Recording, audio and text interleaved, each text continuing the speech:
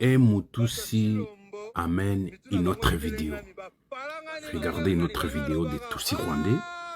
Ils viennent démonter en disant qu'ils sont vers point zéro. C'est 9 juillet 2026.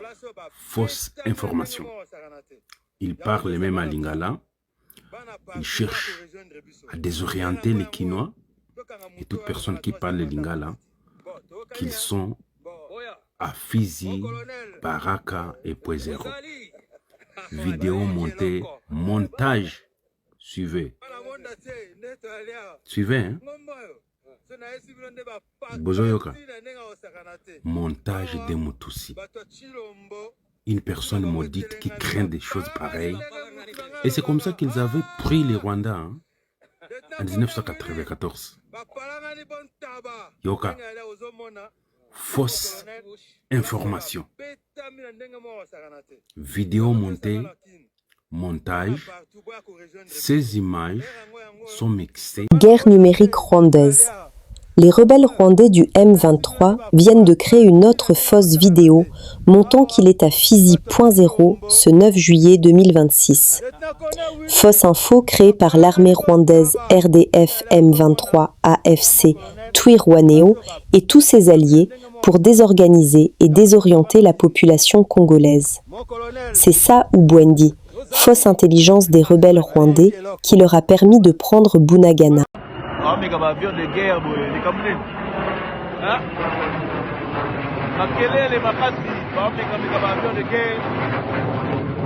S'il vous plaît, prenez juste une minute pour liker et partager cette information afin qu'elle atteigne le plus grand nombre de personnes possible.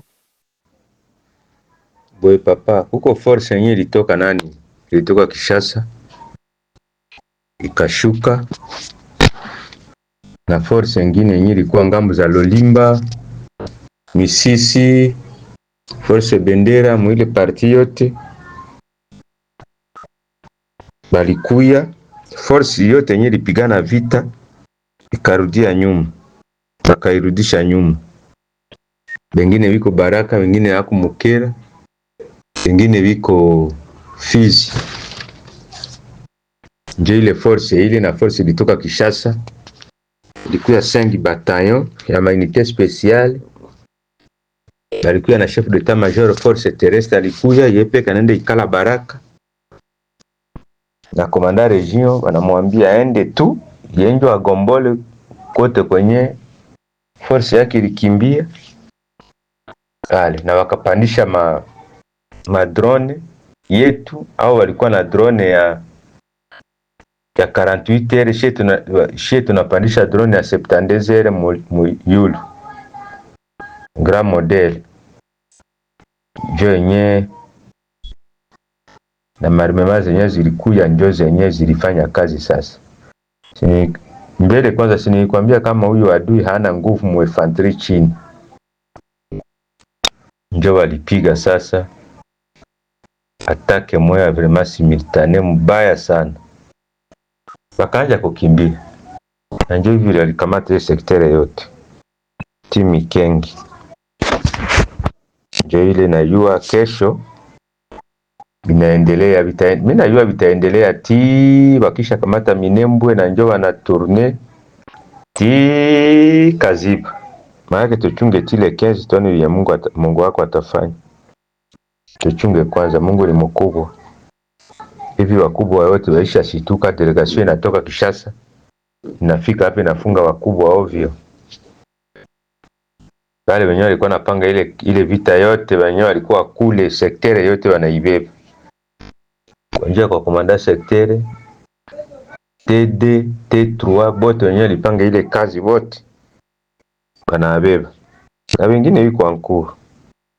Tabeba tu. Mungu ni mkubwa vraiment, Mungu atupiganie sana. La bataille du Sud Kivu.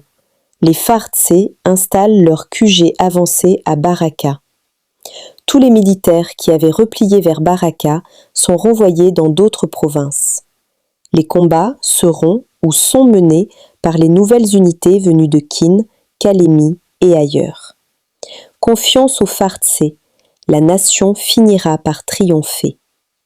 La confiance envers nos FARDC et notre président reste positive et demeure à un niveau élevé, car on dit toujours « rira bien qui rira le dernier ».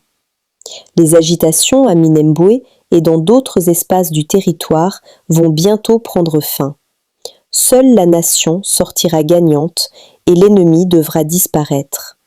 S'il vous plaît, prenez juste une minute pour liker et partager cette information afin qu'elle atteigne le plus grand nombre de personnes possible.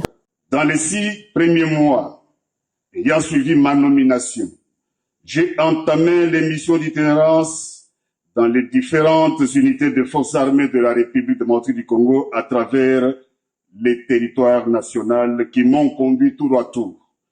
Ici, à la 11e région militaire, garnison de Kenge, Kikwit et Bandondoville. À la 12e région militaire, garnison de Mbazangungu, Tombangadio, Matadi, Boma, Kitona et Banana. À la 13e région militaire, garnison de Mbandaka, Bwende, Lisala, Gemena, Badolite et Kotakoli. À la 14e région militaire, les unités de la garnison de Kinshasa.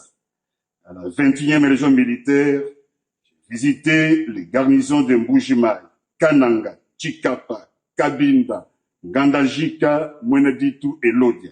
À la 22e région militaire, garnison de Kolwezi, Lubumbashi, Likasi, Kipushi, Kasumbalesa, Mokambo, Kamina, Kaleni et Moba. À la 31e région militaire, j'ai visité les garnisons de Kisangani et Bouta. La 32e région militaire, les garnisons de Bunia, Isiro, Chomia et Kasseni. La 33e région militaire, les garnisons d'Ouvira, Kindu et Lokando. Et à la 34e région militaire, les garnisons de Goma, Beni, Botembo, Bero, jusqu'à la ligne de front à Kichimbiro. Excellence, Monsieur le Président de la République, cet exercice m'a permis de palper du doigt les réalités dans lesquelles vivent au quotidien nos militaires. J'ai ainsi mesuré les biens fondés du trinôme FEC, formation, équipement et casernement. Approche cumulative, indissociable et interindépendante sur laquelle votre suprême autorité n'a cessé de marteler pour sa mise en œuvre. Car ne pas prendre en compte l'un des 10 piliers fragilise l'ensemble de la poche. Excellence, Monsieur le Président de la République, la prérogative principale du ministère, la défense nationale anciens combattants et la mise en condition de nos forces armées. À cet effet, il me revient de mettre à la disposition de nos forces armées tous les moyens nécessaires afin de leur assurer une bonne formation, d'acquérir les équipements modernes et garantir les logements pour vivre décemment avec leurs dépendants. Est-ce vrai? Vous avez côtoyé Joseph Kabila. Vous pensez que la personne de Joseph Kabila peut aujourd'hui se constituer en rebelle contre celui avec qui ils ont échangé, je vais dire, les signataires pour dire la remise et reprise à la tête de ces pays? Pendant toutes les années que nous avons faites avec lui, à ses côtés, dans un gouvernement dont il était le principal responsable, nous avons été bercés par une affirmation claire, sans aménité. Le Congo, notre pays, vit sous une menace existentielle brandie par le Rwanda de Paul Kagame. Pendant toutes ces années, il a fait 18 ans au pouvoir. Moi, j'ai travaillé avec lui pendant 12 ans. Pendant ces 12 ans, c'est le message que j'entendais, c'est le message qu'il m'était demandé de répandre, de relayer à travers le monde. Et c'est ce que j'ai fait. Oui. Et donc, entendre aujourd'hui qu'il est en collusion avec cette menace existentielle. Et donc, je suis extrêmement déçu. Et je répète ce que j'ai dit, je me suis senti floué. Et beaucoup de mes collègues de l'époque, je cite le ministre Paluku qui en parle aussi avec un goût de cendre amère dans la bouche. Nous nous rendons compte que nous avons été manipulés. Personne ne pouvait imaginer. Manipulés par Kabila. Ah bien sûr, naturellement, c'était notre chef. Quand vous êtes chef, vous avez la possibilité de manipuler ceux qui vous suivent. Et nous avons été manipulés parce que nous n'avons pas pu voir. Et même après son départ, j'ai mis un certain temps à comprendre. Même lorsque le président Félix Tshisekedi parlait de Kabila comme chef de la rébellion qui venait de naître, j'émettais des doutes. Et un jour, dans un entretien avec le président Félix Tshisekedi, je lui ai donné un conseil. Je lui ai dit, il faut y aller un peu mollo avec votre prédécesseur, parce que peut-être qu'on veut vous opposer, tout ça. Le mieux, c'est que, comme vous avez fait un passage civilisé de témoins, il vaut mieux que ça reste comme ça. Mais maintenant, je suis obligé de me rendre compte que finalement, un chef d'État a ce que j'appelle une queue de girafe. Vous savez, la girafe, dans la savane, elle voit très loin par rapport à des animaux un peu plus courts. Voilà.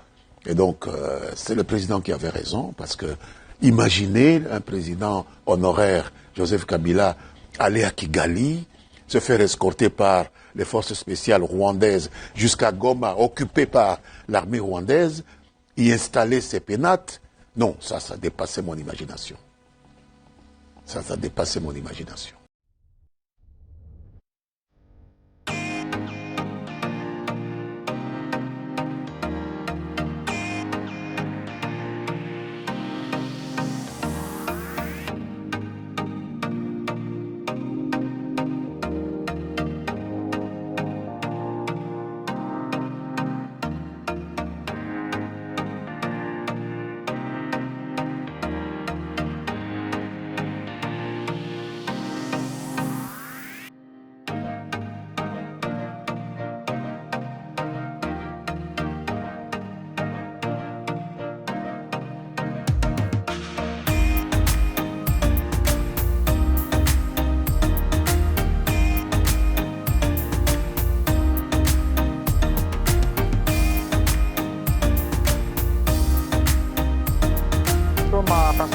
Ici dans la province du Haut-Katanga, avec notre collègue en charge de l'industrie des petites et moyennes entreprises, mais également avec le gouverneur du Haut-Katanga, pour finalement découvrir cet espace qui fait parler de nous depuis des années. Personnellement, c'est la première fois que j'arrive ici pour constater effectivement que c'est un milieu où il y a un flux important de transactions entre la RDC et le reste du monde, et que le gouvernement avait décidé que nous puissions nous rendre ici pour comprendre d'abord comment se passent les transactions à la frontière de Kasumbalesa, quels sont les grands défis auxquels le mouvement fait face et quel type de solutions on peut apporter pour rencontrer effectivement les besoins de nos populations respectives, mais également les besoins de nos pays respectifs.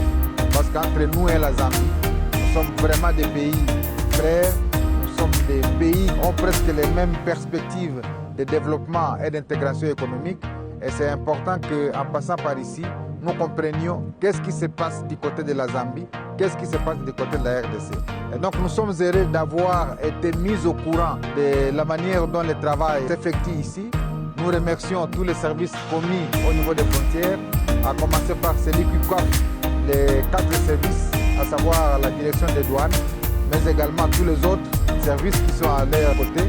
Et ensemble, nous leur recommandons de travailler dans la collaboration, parce que le travail qui est fait ici, c'est un travail de l'État congolais, le président de la République, son Excellence Félix Antoine Tshisekedi, veut faire de la RDC une vitrine par excellence des transactions commerciales.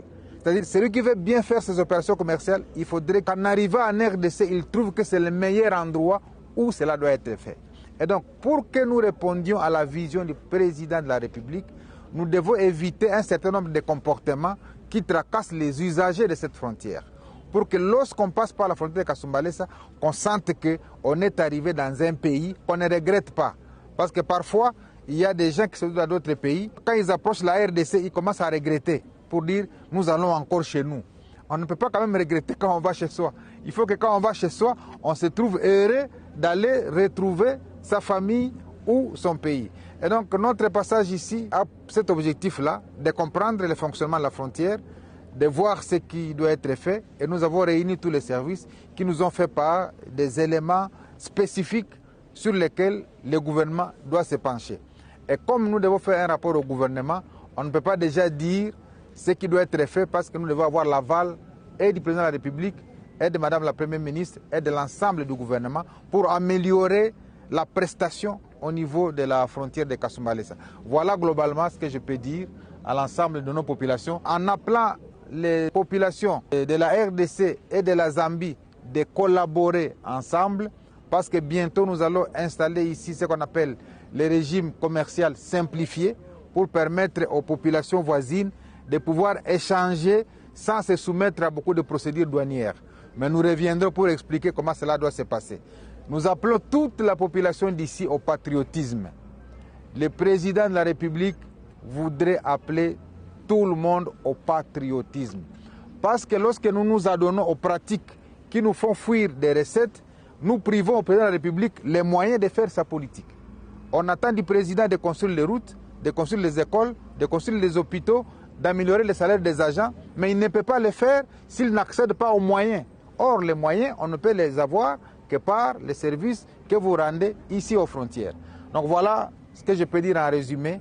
Je remercie encore une fois le gouverneur avec tout son comité provincial de sécurité pour tout le travail des titans que ce comité, aux côtés du gouverneur, est en train de faire. On a senti qu'il y avait des problèmes de sécurité ici, qu'on est en train finalement d'éradiquer et cela nécessite un encouragement de la part du gouvernement central.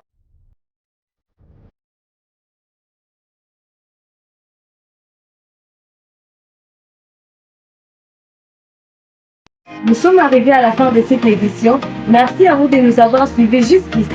Si vous avez apprécié ce contenu, n'oubliez pas de vous abonner à notre chaîne, d'activer la cloche de notification pour ne rien manquer de nos prochaines vidéos. Likez et partagez cette vidéo. On se retrouve très prochainement. À bientôt.